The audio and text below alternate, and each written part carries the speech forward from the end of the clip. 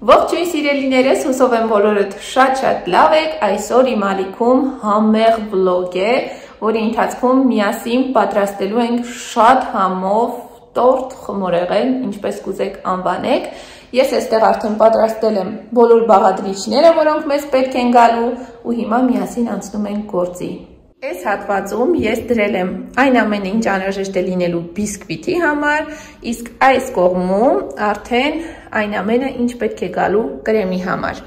Ուրեմն բիսկվիտ թխելու ենք 2 հատ, օգտագործելու ենք 3-ական ձվեր, այս 6-ը ընդհանուր տորտի համար է։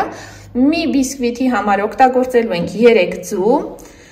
100 գրամ ալյուր, 100 գրամ շաքարավազ, ինչպես տեսնում եք բաժակները նույն չափի են, բայց 100 գրամ ալյուրը ավելի շատ է, քան այս ծավալի առումով, հա, քաշով իրենք նույնն են, քան 100 գրամ շաքարավազը։ Բիսկվիտների մեջ շաքարավազը ես չեմ չարաշահում, ձեզ էլ նույնը խորհուրդ կտամ,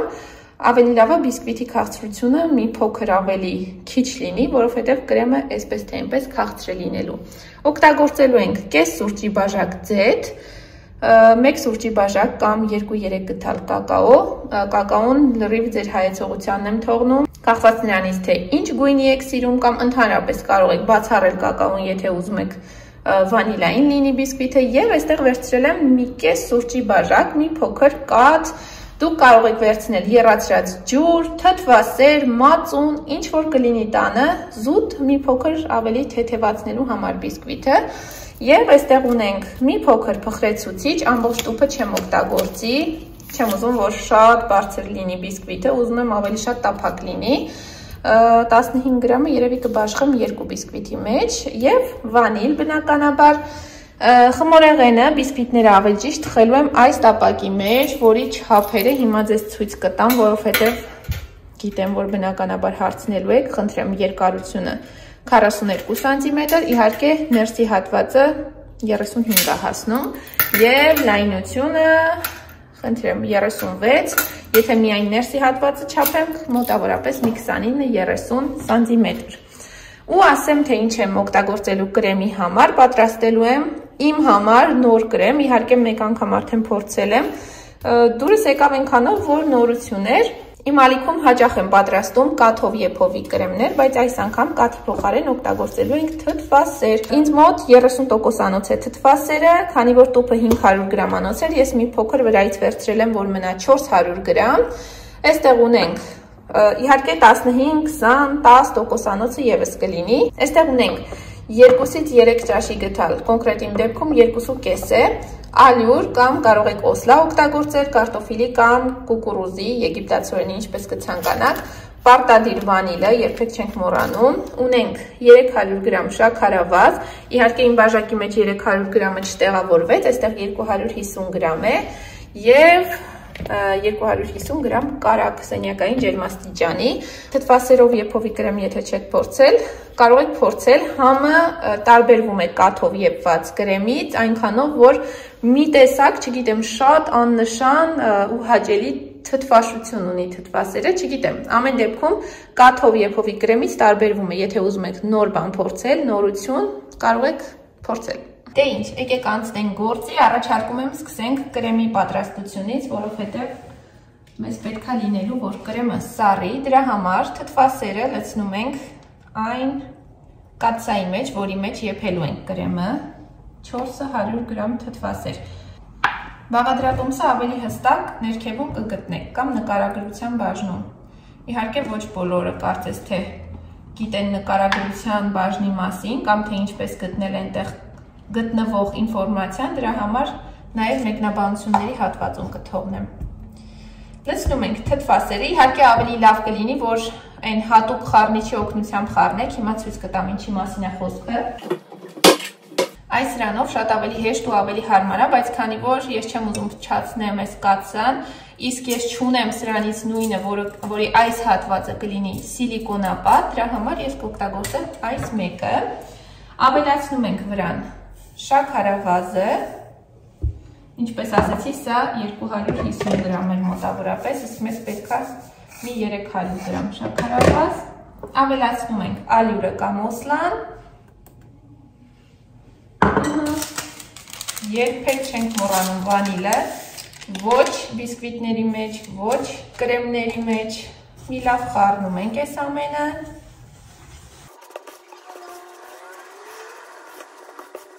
Իդեպ գազս դեռ միացրած չէր և խառնելուց հետո միայն միացնում ենք ոչ շատ բարձր կրակի վրա, սկսում ենք եփել մեր համեղ կրեմը։ Բնականաբար եփելու ընթացքում խառնում ենք, որպեսզի շաքարավազը հալվի, կրեմը չփչացնենք, կպցնենք կաթսայի հատակին և այսպես համբերատար, սկզբում բավականին պինդ բայց տաքանալուց հետո արդեն թուլանում է կրեմը։ Նույն ձևով եփում ենք, ինչպես կաթով կրեմը, կարելի է նաև ձվի դեղնուց ավելացնել, եթե ցանկություն ունեք, կամ չգիտեմ, եթե ուրիշ խմորեղեն եք թխում, որտեղ ձվի դեղնուց է ավելանում, բիսկվիտի մեջ չեք օգտագործում, կարող եք նաև դեղնուց ավելացնել, էլի շատ լավ կստացվի։ Տեսեք, շաքարավազը հալվում է, թթվասերը տաքանում է ու ավելի ջրիկանում է մասան, բայց եփելուց հետո արդեն կպնդանա, որովհետև ալյուր ենք ավելացրել։ Կարծում եմ շատ համեղ կլինի, եթե այս կրեմը եփենք ավելացնելով ոչ թե շաքարավազ, այլ մեկ տուփ խտացրած կաթ, մի բան կա, բայց այսօր ունեմ տանը խտացրած կաթ, ուղղակի որոշեցի ավելի պարզ պահել բաղադրատոմսը, որ շատ բաղադրիչներ չլինեն, որ ձեր համար ավելի հեշտ լինի, ասենք եթե ուզենաք պատրաստել, խոչընդոտ չլինի այն հանգամանքը, որ տանը օրինակ խտացրած կաթ չունեք, իսկ շաքարավազը ավելի հեշտ է։ Բայց երևի թե հաջորդ անգամ այս կրեմը սարքելուց անպայման մի հատ էլ խտացրած կաթով կփորձեմ, եթե լավ ստացվի, էլի մի ուրիշ խմորեղենի հետ կկիսվեմ, որովհետև կարծում եմ խտացրած կաթը ավելի շատ կկոտրի թթվասերի այդ թթվությունը, քան շաքարավազը։ Իհարկե մոտ շատ երկար է տևում այս կրեմ եփելու ընթացքը, ինչի համար, որովհետև այս տեսակի պլիտան մի փոքր բզիկներով է եւ երբ որ իր վրա ինչ-որ բան ես դնում, երևի դուք էլ արդեն վիդեոյի ընթացքում զգացիք այս ներքևը կարմրում է, հետո սևանում է, որովհետև խառնելու ընթացքում եթե նույնիսկ մի միլիմետր կաթսան աջ կամ ձախ կամ վերև կամ ներքև, չգիտեմ, եթե մի փոքր շարժվում է, պլիտան միանգամից անջատվում է։ Ու այդ պատճառով իմ մոտ մի քիչ երկար է տևում, քանի որ առանց խառնելու հնարավոր չի, կրեմը կվարվի, իսկ խառնելու արդյունքում էլ չեմ կարողանում այնպես պահել, որ չշարժվի։ Դրա համար անընդհատ անջատվում է, միանում է։ Իհարկե ընթացքում ես էլ իջացրի աստիճանը, որովհետև միջինից բարձր կրակի վրա իդրել, հիմա մի փոքր թուլացրի։ Մի քիչ էլ եփենք ու վերցնենք կրակից։ Վերջեն զգում եք, որ արդեն թթվասերը, ավելի ճիշտ կրեմը ուզում է եռա, արդեն պղպջակներ են այս ու այն կողմից դուրս գալիս խառնելու ընթացքում, այդպես չի բլթում, ուղղակի երբ որ արդեն ուզում է եռա, կարող ենք անջատել և լցնել ապակե ինչ-որ տարայի մեջ, որ ավելի շուտ սառվի, որովհետև եթե այսպես թողնենք, մի ամբողջ հավերժություն, այսպես եռմանել կմնա։ Կտեղափոխենք ցանկացած ապակե տարայի մեջ, հուսամ, որ կտեղավորվի։ Սառելուց հետո արդեն ավելի կպնդանա կրեմը, հիմա այսպիսի տեսք ունի։ Մոռացա ասեմ, որ պարտադիր դոկրակով ծածկում ենք տհաճություններից խուսափելու համար։ Այսպես արագ ծածկենք, իջեցնենք դոկրակը կրեմի վրա, և սառնարան դնել խորհուրդ չեմ տա, քանի որ սառնարանի համար է վնաս, միանշանակ այս տաքապսեն եթե դնեք սառնարանի ապակու վրա, ապակին կամ կճաքի կամ մի բան կլինի։ Դրա համար եկեք տանենք պատշգամբ, կամ իհարկե կարող եք թողնել այսպես խոհանոցի սեղանին, որ ինքն իրենով սառի։ Եկեք այստեղ միտեղ թողնենք, այստեղ կարելի է, այստեղ հով է, որտեղ որ արև չի ընկնում։ Իհարկե այդպես չի, որ այստեղ շատ տաք է, բայց բավականին սառն է այստեղ։ Բայ։ Իսկ մենք արդեն նախորդ տաքացնում ենք ջեռոցը։ Հիմա ես դրել եմ 200 աստիճանի վրա, որ արագ տաքանա, հետո կդարձնեմ 180 և ինչ ենք անում, շատ անհարմար տեղից եմ միացրել հարիչս, գոնե այս կողմից միացնեմ, այս մյուս կողմից եմ միացրել, որովհետև հարմարանքը հոսանքին միանալու այն կողմից է, վերցնում ենք աման, կոտրում ենք 3 ձու, սովորական, ուզում եի առանձնացնել արդեն ռեֆլեքսով դեղնություն սպիտակուցը, բայց այսպես էլ կարող ենք, ոչ մի տարբերություն, ամեն ինչ ուղղակի խառնշտորում ենք իրար, մոռացել ենք միքսերը թաթիկները միացնել, իհարկե խորհուրդ չեմ տալիս հոսանքին միացրած վիճակում այս գործողությունը անել, ես ամեն անգամ անում եմ վախվխալով։ Ձվերին ավելացնում ենք վանիլը, քանի չենք մոռացել, վանիլը որ պահին հիշում եք, այդ պահին ավելացրեք, ավելի լավ է ցանկացած պահի ավելացնել, քան մոռանալ։ Շաքարավազը հարում ենք այնքան, մինչև զանգվածը դառնա ավելի թեթև, սպիտակ, արդեն գիտեք։ Վերջ, Ձուն եւ շաքարավազը համատեղ 2-ից 3 րոպե հարելուց հետո արդեն կարող ենք ավելացնել ձեթը, հեղուկ զանգվածը, կաթը կամ ջուրը կամ մածուն թթվասեր ինչ որ ավելացնում եք եւ ուխրեցուցիչը որոշել եմ ես մի տուփը 2 բիսկվիտի մեջ բաշխեի, բայց երևի ավելի քիչ կավելացնեմ, որովհետեւ չեմ ուզում որ բիսկվիտս մի սանտիմետրից ավելի բարձր լինի, ուզում եմ ավելի ցածր բիսկվիտ ստանամ, դրա համար շատ քիչ կլցնեմ, որովհետեւ կեսը եթե ավելացնեմ, գիտեմ որ բավականին բարձրանալու է։ Այսպես եկեք սա էլ հարենք մի քանի վայրկյան։ Եվ վերջ, այստեղ անջատում ենք միքսերը եւ դնում ենք մի կողմ, այլևս դրա անհրաժեշտությունը չկա։ Մնացածը արդեն կխառնենք այս սրանով։ Իհարկե, շատ լավ կլիներ, որ մենք մաղեինք կակաոն եւ ալյուրը, բայց քանի որ ես այս պահին տանը մաղ չունեմ, ես չեմ մաղի եւ կավելացնեմ հենց այսպես։ Ոչ մի սարսափելի բան, բայց դե ավելի լավ կլինի, եթե մաղ ունեք մաղեք, ինչու ոչ։ Մինչև ես մաղ կգնեմ։ Ո՞ր այստեղ խոսություն արեցի։ Սրանից հետո որոշել եմ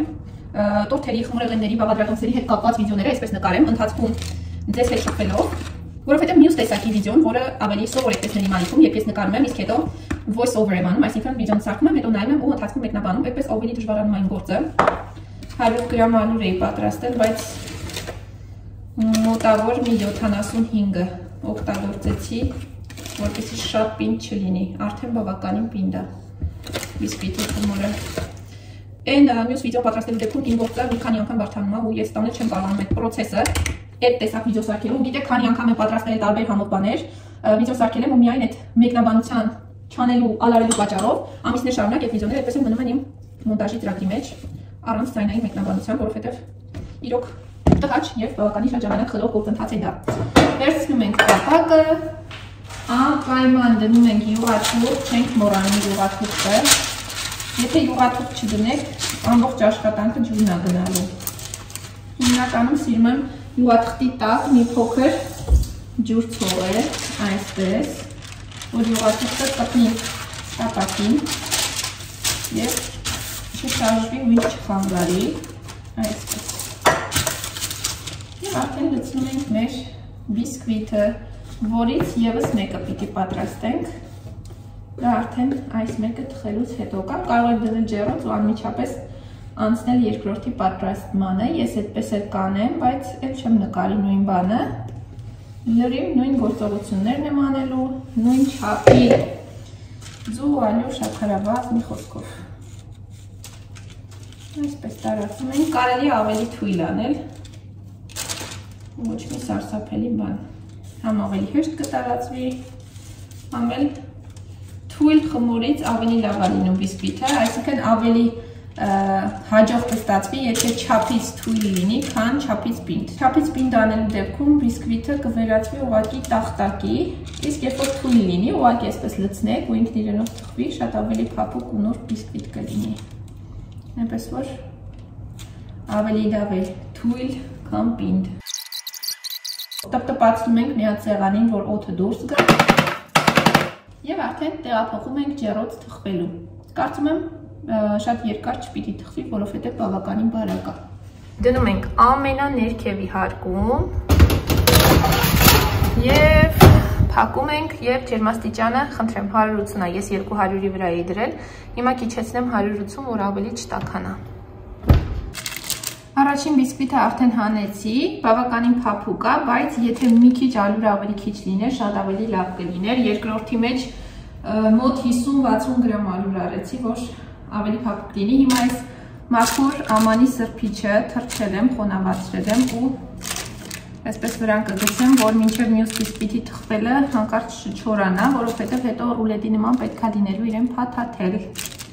Եվ մինչև առաջին բիսկվիթը կսառի, իսկ երկրորդը կթխվի, կարող ենք պատրաստել կրեմը։ Խնդրեմ, թե ինչ տեսքը ունի, ինչի է վերածվել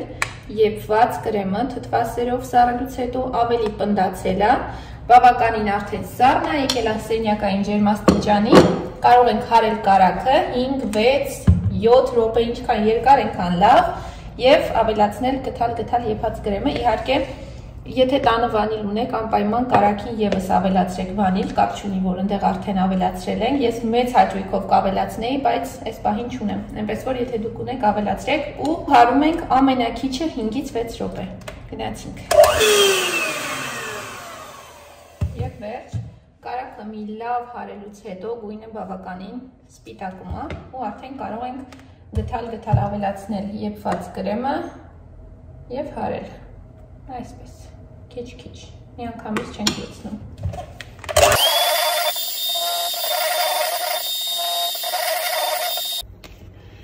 Եվ վերջ սիրելիներս, շատ սիրուն համով ու սպիտակ մեր կրեմը արդեն պատրաստ է, որը փորձելուց հետո ես հասկացա, որ սրանով մի անմահական կիտրոնով տորտ կարելի է պատրաստել, որովհետև այս կրեմի թթվությունը մի հատ չգիտեմ, յուրահատկություն ունի, իսկ այս կողմում բիսկվիտները արդեն երկուսն էլ հանել եմ, խոնավ այս սրբիչի մեջ փաթաթել եմ, իսկ ես հիմա մի հատ արագ ընդմիջում եմ վերցնում, լվանում եմ ամանները, որոնք կեղտոտել եմ, շատ արագ պատրաստում եմ ուտելու բան, որովհետև արդեն կեսօր է, իսկ դա նշանակում է, որ Գայուշն ու Տիկոն հիմա գալու են տուն, Գայնի դպրոցից վերադառնալու ժամն է եւ Տիկոյի միջման ժամն է, այնպես որ ես հիմա թողնում եմ կրեմը եւ բիսկվիտները մի քիչ հանգստանան, այսպես թե այնպես բիսկվիտները տաք են ու այդ վիճակում չարժի կրեմը քսել ու փչացնել։ Թողնենք իրենք հանգստանան, ես իմ գործը ավարտեմ ու կվերադառնանք կեսօրից հետո։ Դե ինչ։ Մենք արդեն վերջացրինք, ես Գայուշին քնացի ու կարող եմ շարունակել այն ինչ սկսել էի առավոտյան, այստեղ կրեմն ա, որը ավելի պնդացել է ժամանակի ընթացքում, սառնարան չեմ դրել։ Իսկ այստեղ արդեն խոնավ սրբիչի մեջ իմ բիսկվիտներն են, որոնց կողային հատվածները հեսա ես կհեռացնեմ, երկու բիսկվիտ ունեմ, այս մեկը դնեմ մի կողմ, այն մեկը կտրտեմ, հետո աշխատեմ չկոտրել, կողքերը կհեռացնեմ, որովհետև ինձ փշուրներ են պետք գալու, հետո վրան զարդարելու համար, դրա համար մի փոքր կհանենք, շատ քիչ եմ հանում, թացրպիչի շնորհիվ բավականին խապկել է, շատ խապուկ է, մնալ հիմա ստակի հատվածը կպած չլինի թղթին։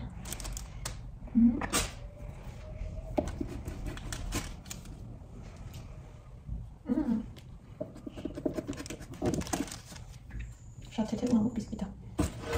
Հիմա պետք է մեզ գալու կանոն կամ ցանկացած չափիչ սարք, որպեսզի չափենք ու 3 հավասար մասի բաժանենք այս բիսկվիտը։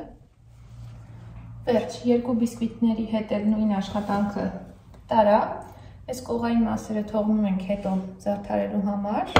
վրան փշուրներ ենք անելու ու հիմա պետք է կրեմը հավասարապես բաշխել այս բիսկվիտների վրա։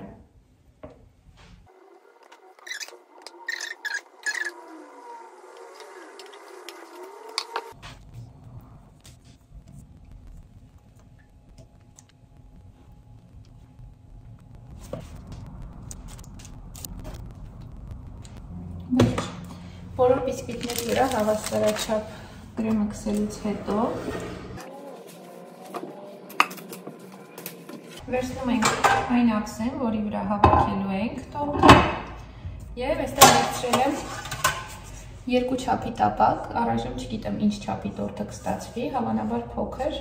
հիմա կպարզենք։ Եվ արդեն կարող ենք սկսել փաթաթել մեր տորտը ռուլետի ձևով, եթե ինչ-որ տեղ փաթաթելու ընթացքում բիսկվիտը կոտրվի, ոչ մի խնդիր չկա, անհանգստանալու կարիք էլ չկա, այս առաջին մի քանի պտույտի ժամանակ հնարավոր է, որ բիսկվիտը կոտրվի, վերջնական արդյունքի մեջ արդեն չի երևա այդ ճաքած հատվածը։ Այսպես փաթաթում ենք ու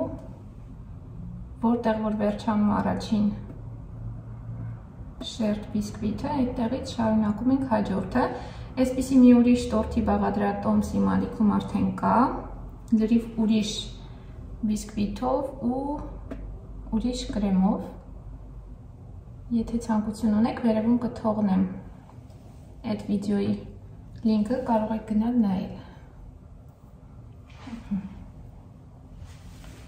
Շարունակում ենք փաթաթել մնացած մասը։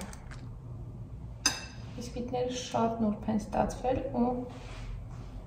անզգույշ մի հատ փոքրիկ շարժման դեպքում շատ հնարավոր է, որ կոտրվեն։ շատ փափուկ են։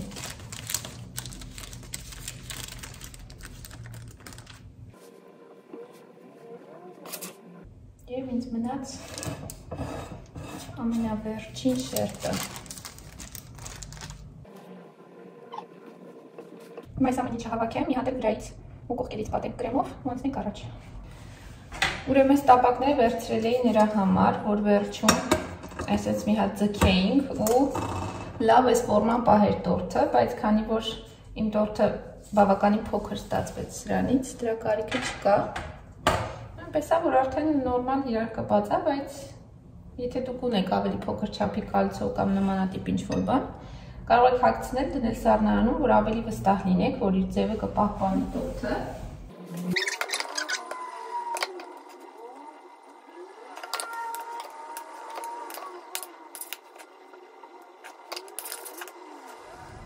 Հիմա արագ կմանրացնենք այս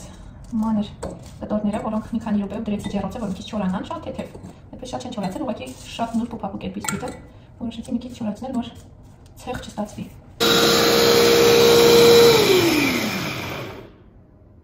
Ահա թե ինչ ստացվեց արդյունքում, իսկ հիմա այս փոշիով արդեն կարող ենք պատել մեր փոքրիկ տորթիկը։ Իհարկե կարելի է նաև ձեռքով կամ գռտնակով ցանկացած ձևով փոշիացնել սա, բայց այսպես ավելի հավասար, ավելի գեղեցիկ է ստացվում։ Որոնք կարող եք շոկոլադ անել, այլ կերպ զարդարել, ինչպես որ ձեզ դուր է գալիս, ինչպես հարմար կգտնեք այդ պահին։ Ես որոշեցի այսպես զարդարեմ այսօրվա տորթս։ Հա, իդեպ, եթե ուզում եք, որ ավելի մեծ լինի տորթը, դե արդեն ասեցի ավելի բարձր լինելու համար պիտի 2 մասի բաժանեք բիսկվիտը, իսկ ավելի մեծ լինելու համար կարող եք ուղղակի ևս 1 կամ 2 բիսկվիտ պատրաստել։ Այսօրվա համար ինձ այս չափը բավարարում էր, այնպես որ բացի դրանից բիսկվիտները բավականին բարակ էին։ Իմ մյուս բաղադրատոմսում եթե նայեք, նա էլ է շատ հաջող, շատ համով խմորեղ են ստացվում, էլի նույն ձևի, բայց համ կրեմնատարբեր, համ բիսկվիտները, այնպես որ եթե հարմար գտնեք, կարող եք մյուս բաղադրատոմսը փորձել։ Մյուսը ավելի մեծ է ստացվում, որովհետև մյուսի բիսկվիտները ավելի բարձր են լինում։ Եվ վերջ մեր շատ սիրուն, համով, փափուկ, նրբիկ տորթիկը պատրաստ է, հիմա մենք իրենք ուղարկենք սառնարան, որպեսզի սառի ու մի քանի ժամ հետո արդեն կվայելենք։ Հələ ով է արթնացել ու եկել։ Լավն է։ Հա։ Դուր տեկա։ Հա։ Մամա սերբաները խիավերեն։ Սերբաները այդ փշուրներ է բիսկվիտի։ Հա, բական բավոդենես սառնարան սարի կարամ ուտեմ։ Հա, ոչ չես կարա։ Հեսա դնենք թող սառի, որ ուտենք, կտրենք ուտենք։ Հա։ Հա։ Հա։ Այն մնացածները հետո կուտենք։ Ահա։ Դե մի հատ բարև իր վլոգին։ Բարև։ Վերջ։ Չէ, էլի պիտի հաղթնացեմ, տեսեք, յուկա եմ հայկենիկի ովը։ Օ, շատ գեղեցիկ է։ Պրանսես ես դարձել։ Հա։